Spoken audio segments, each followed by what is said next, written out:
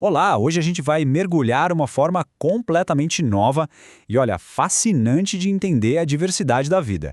É uma visão que junta tudo, evolução, desenvolvimento e ecologia, e que está simplesmente revolucionando a biologia. Para começar, vamos pensar num verdadeiro quebra-cabeça. A gente olha para essa variedade imensa de animais, de um inseto minúsculo até uma baleia azul, e descobre que eles são construídos com um conjunto de genes mestres muito, mas muito parecido. Como assim? Como isso é possível?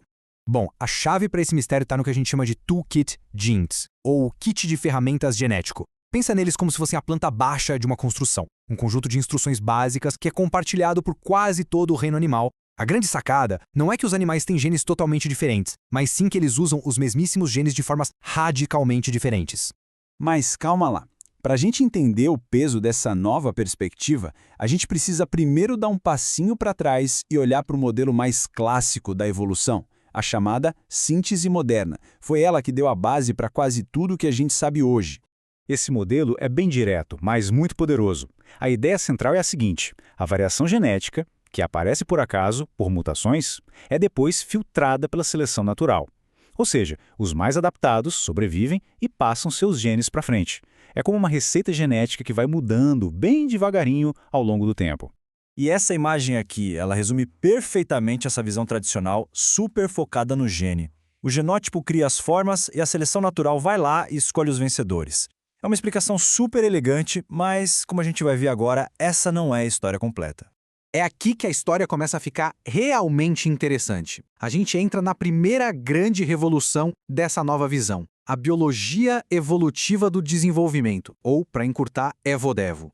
O ponto central aqui é que a questão não é só quais genes um bicho tem, mas sim como, quando e onde esses genes são ligados e desligados. E olha, essa ideia de conectar o desenvolvimento com a evolução não é de hoje não. Lá no século XIX, pensadores como von Baer já tinham notado que as características mais gerais de um grupo de animais aparecem primeiro lá no embrião. Depois veio Haeckel com aquela ideia famosa e meio controversa de que o embrião basicamente revive a história evolutiva da espécie. Hoje a gente sabe que é um exagero, mas foi super importante para abrir essa discussão. Um dos jeitos mais incríveis que a evolução usa para criar novidades é um mecanismo chamado heterocronia. O nome pode parecer complicado, mas a ideia é genial. É basicamente uma alteração no relógio do desenvolvimento. Ao acelerar, atrasar ou mudar a duração de certos processos, a evolução consegue gerar novas formas de um jeito incrivelmente eficiente. E o mais legal é que essa mudança no relógio pode seguir basicamente dois caminhos principais. De um lado, a peramorfose. É quando o desenvolvimento dá uma freada e o adulto acaba mantendo traços de quando era jovem. Do outro lado, a peramorfose, que é quando o desenvolvimento se estica, criando características super exageradas. E os resultados disso são simplesmente fascinantes. Pega o axolote, por exemplo. É uma salamandra que fica adulta e pode se reproduzir, mas mantendo a aparência de larva com as brânquias e tudo. É um caso clássico de neotenia. No outro extremo, a gente tem o alce gigante irlandês, que já foi extinto. As galhadas dele cresceram a proporções absurdas justamente por um prolongamento do tempo de crescimento. Agora, se a heterocronia mexe com o tempo, existe um outro mecanismo poderoso que mexe com o espaço, a heterotopia. Aqui, a mudança no local onde um gene é ativado. Isso pode fazer com que uma estrutura do corpo apareça num lugar completamente novo e inesperado. Então, qual é a grande lição aqui? Quando a gente adiciona essa camada do desenvolvimento na história, a nossa compreensão da evolução fica muito, mas muito mais rica. O desenvolvimento deixa de ser só um resultado passivo dos genes e passa a ser um participante ativo que filtra e molda o que a seleção natural vai de fato enxergar. Pois é. Mas essa história não para por aí. O desenvolvimento não acontece numa bolha, né? E é por isso que a gente precisa adicionar a camada final, que é crucial, o papel super dinâmico do ambiente. Bem-vindos a EvoDevo. E isso nos leva a um conceito que é, olha, fundamental: a plasticidade fenotípica. Parece complexo, mas a ideia é que o mesmo exato conjunto de genes pode produzir resultados completamente diferentes, dependendo dos sinais que o organismo recebe do ambiente durante a vida.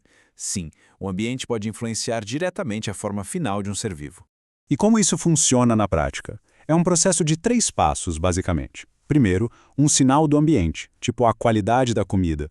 Esse sinal dispara uma reação em cadeia molecular dentro do organismo. E essa reação, por fim, altera alguma rota do desenvolvimento, mudando o resultado final sem mexer uma vírgula na sequência do DNA. Pensa num besouro. O tamanho do chifre dele pode depender diretamente do que ele comeu quando era só uma larva. Isso é plasticidade. E tem mais. O ambiente pode deixar marcas ainda mais profundas através de um negócio chamado epigenética. Pensa nela como se fossem etiquetas químicas que grudam no DNA. Elas não mudam os genes, mas funcionam como interruptores, dizendo se um gene deve ser lido ou ignorado. E muitas vezes é o ambiente que controla esses interruptores. Isso não é só teoria, não. O impacto é real e muito profundo. Dá uma olhada nessa citação. Ela mostra como experiências de vida, como um trauma, podem interagir com a nossa biologia a um nível molecular. E o mais impressionante, às vezes, essas marcas epigenéticas podem até passar de uma geração para outra. Ok, chegou a hora de juntar todas as peças desse quebra-cabeça. Vamos agora olhar para o quadro completo, a grande síntese que une tudo isso. O que essa imagem final mostra é exatamente isso.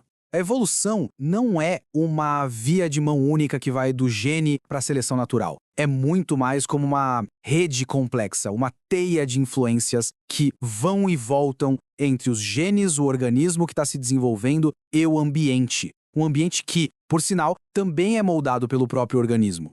No fim das contas, a grande mudança de perspectiva é essa. A gente saiu de uma ideia de receita genética fixa e pré-determinada para algo que parece muito mais um programa de culinária interativo.